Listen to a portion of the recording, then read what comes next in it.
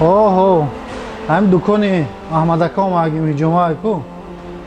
هم مسئله دک کار قطعه میکنم بعد زنگ کن میزنم خوب دوا سلام علیکم و علیکم السلام سوزیک جون سلامتی خوبه برو برکات سوزان شما سوزین خوب شین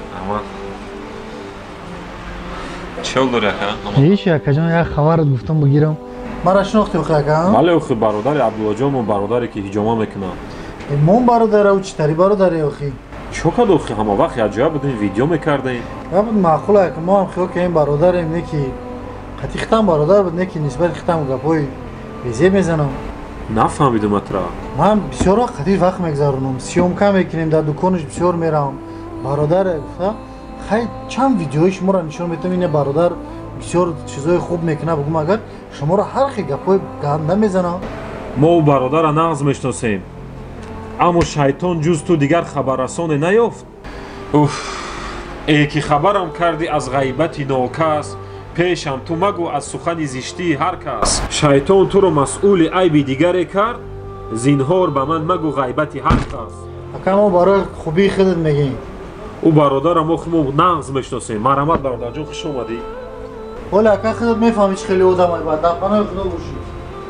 یک کس خوبی میانو میگویم خسته شدیم از خیلی انسان های خبرکش از پشت این خیلی انسان ها برادری ما جدا می شود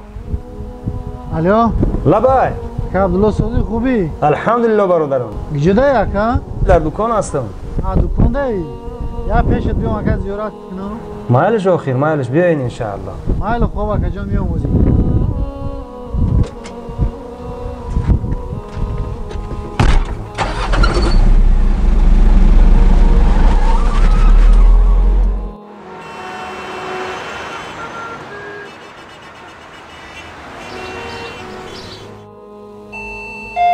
دکتر جان داره اوی که مهمون اومد خب باشی برادرم باشی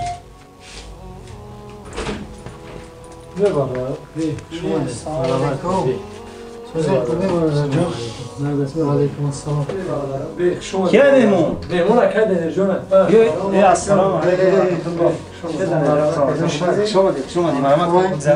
الحمدلله شما چه خیلی خوبین هیچ کجا خبر گفتم بگیرم هی سلامت باشین خوش اومدم بار دیگه گیری از هرشینی کنین کجان برای کاری مهم اومدیم پیشه میدونی که ترا به خاطر الله دوستت میدارم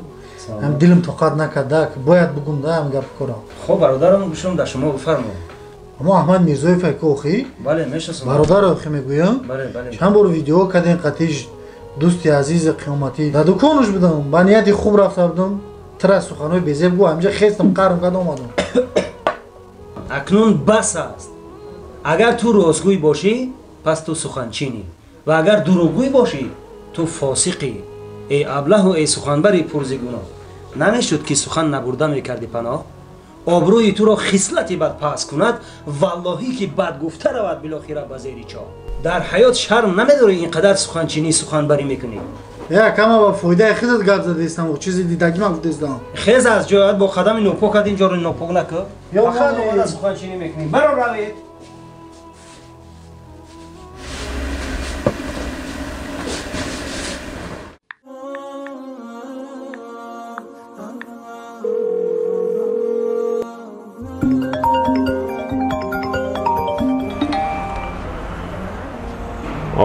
السلام علیکم و رحمت الله و برکاته و عبدالله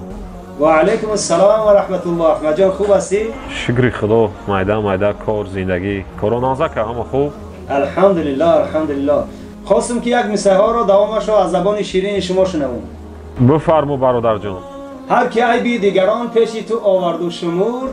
بیگمان عیبی تو پیش دیگران خواهد بود ای ماشاءالله انشاءالله که در کار هستی بگه زنگ زده با گپ میزنیم ناراحت نمیکنیم خب برادر عزیز برای کار خب سلام علیکم و رحمت الله ماشاءالله شما شیطان های انسی با این سخنچینی اتان سبب پراکندگی ما برادرها شدن نمیتوانید دکتر اسراری گیر این پلید رو نیز از دکان بیرون کن أعدوا ما استطعتم أرهبوهم أقيموا الحرب حيث ثقفتموها خذوهم واحصروهم واقتلوهم يعذبهم وينصركم عليها ويشفي صدور قوم مؤمنين.